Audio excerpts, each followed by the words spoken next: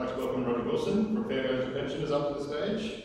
Roger's going to be talking about issues that affect age pensioners and people who are just below pension age, who are stuck in a really nasty trap. Us as the Dole Action Group want to organise these sorts of folks too, because there's a really disgraceful number of older people living in poverty in Australia. Because when you get to a few years before that pension age and no one will hire you, you end up living without the dignity that you deserve. So Roger knows about this better than me. I'll hand the floor over to him. So, can you hear me on the back? I'm in the habit of standing up when I speak, and I suppose it's just part of my life's experience, and I've participated in. If I had $1 for every meeting I've participated in, I'd be able to retire more affluently than I presently retired, although I'm not really complaining. First of all, just to say briefly, I've got a seafaring background. I was a merchant seaman for most of my working life, and for part of that time I was also an official of the then Seamen's Union, which some of the older people here would know in terms of the war in Vietnam and various other political and social activities over the post-Second World War period. Having said that, about Fair Go for Pensioners. Fair Go for Pensioners was initiated in the year 2000, in the first 6 months of 2007, and it essentially arose out of a number of organisations wanting to do something about the social security system, and at that time particularly as it affected pensioners, part superannuants. In the Maritime Union, we have a group called the Maritime Union Veterans, and the slogan of the organisation is "Retired from the workforce but not the struggle." And the Labor Party came to the union and said, look, we want some of your people, including the retirees, to help in the marginal seats. And what we decided is that we would only help in the marginal seats because we didn't want to be taken for granted if the opposition, which was seeking to become the government and subsequently did, would do something serious about pensions and social security payments. In other words, we responded by saying, well, yes, we'll help you, but we'll only help you if you do something for us. And I think in terms of this meeting and what might flow from it, these are the things that we have to think about. If people come to us wanting support, well, we say that there's a quid pro quo. Don't misunderstand, I'm not saying that we shouldn't do good works for good things because it should be done just for itself. Nevertheless, if political organisations or groups seeking some parliamentary or other leading social, economic or whatever position of influence in society, we need to say to them, well, yes, we'll help you, but you need to help us too. So in 2007, a meeting took place, and it was initiated by the Ethnic Communities Council of Victoria. Participants were the Ethnic Community Council groups. For instance, at the first meeting, my recollection is we had Greeks, Macedonians, and I hope there's no Greek person here that objects to me calling Macedonians, and we had Poles, Italians, and quite a variety of ethnic groups. There were a few unions represented there, which actually had active retiree groups, and what I mean by active is not simply social groups, but unions that have groups, organise their older members who still want to participate in the social affairs of the nation. And organisations like COTA, the Council of the Aging, participated in that meeting. This particular church, the Unitarian Peace Church, they're involved in fair go for pensioners.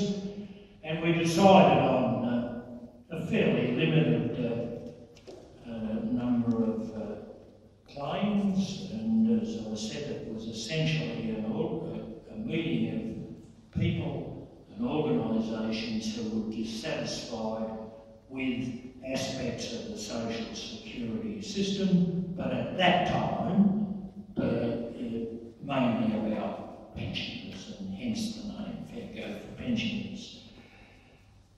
And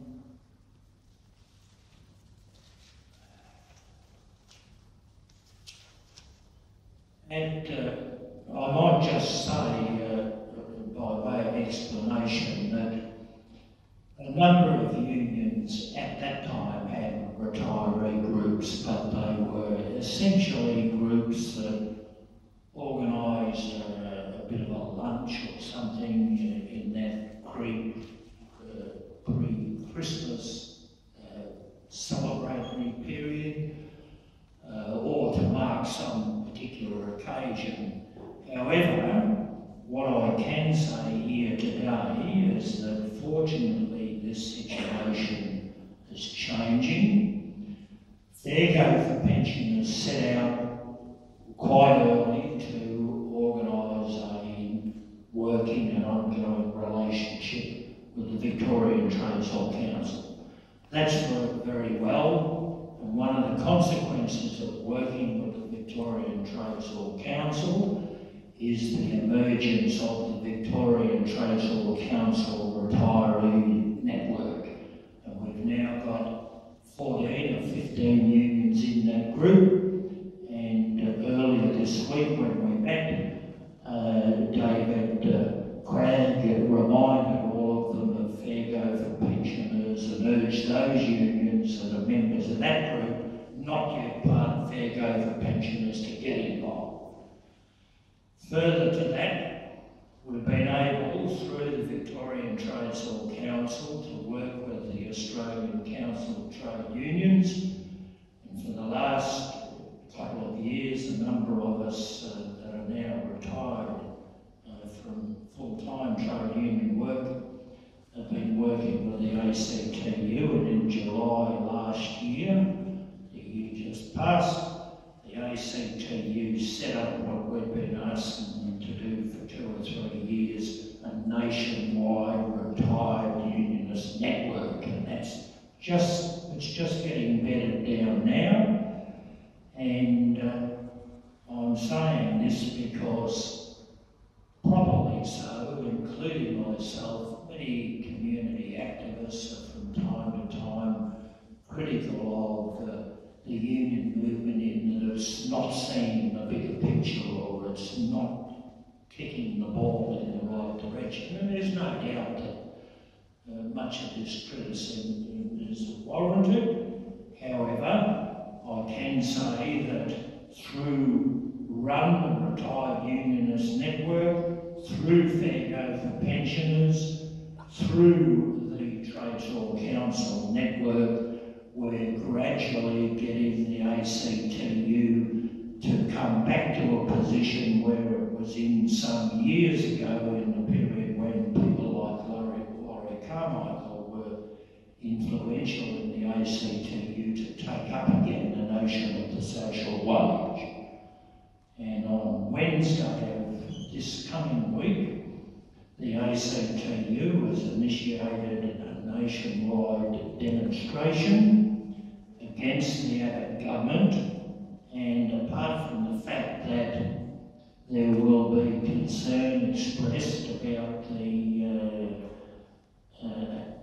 coming attack on penalty payments, and there's going to be a serious attack on the minimum wage. The minimum wage, the Grattan Institute conservative think tanks who proposed that it would be good for the nation, good for the community at large, and as the previous speaker said, probably good for the bosses too if the minimum wage were cut by $180 a week. The significance of this, apart from what it will do to all low-paid workers, is that what the wage structure is in this country from time to time has a significant influence on pensions and all other social security payments. How they're assessed, what sort of formulas worked out, and so on. So that I would urge every one of you to seriously consider going back to your own organisation, getting on the phone and asking people to be at that demonstration. It will form up at the Trades Hall, which is on the corner of Lygon Street and Victoria Street at 10 o'clock on Wednesday morning, and it will subsequently march down to Federation Square where there'll be other speakers and so on. The claims of fair go for pensioners initially were that the pension should be increased from what it was then, 25%. And remember, it was 25% just after the Hawke-Keating government was elected in 1983, and it didn't move until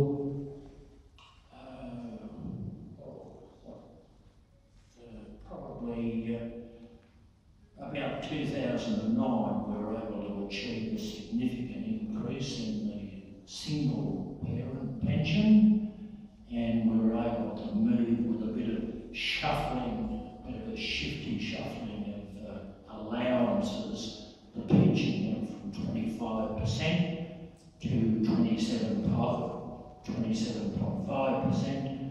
Our claim is that for people in receipt of social security payments, the payment should be 35% of our full-time male earnings, and that's what we're campaigning for.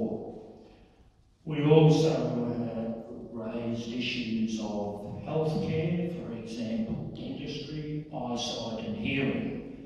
Our struggle in fair go for pensioners, and now all those new forces that have joined us, and I think I've probably nearly gone over my time, so I'll round off by saying that we thought that all of those issues should be brought within the purview of Medicare, be part of Medicare. Well, of course, Medicare is now under attack with the proposed so-called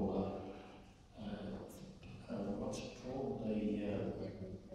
That special payment. So that,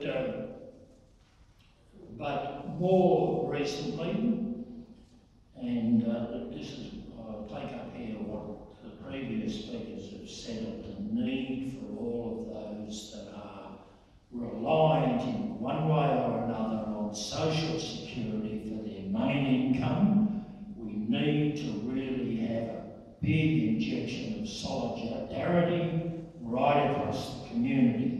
And in that respect, fair go for pensioners, which initially was concerned mainly with pensioners and part superannuants, part pensioners.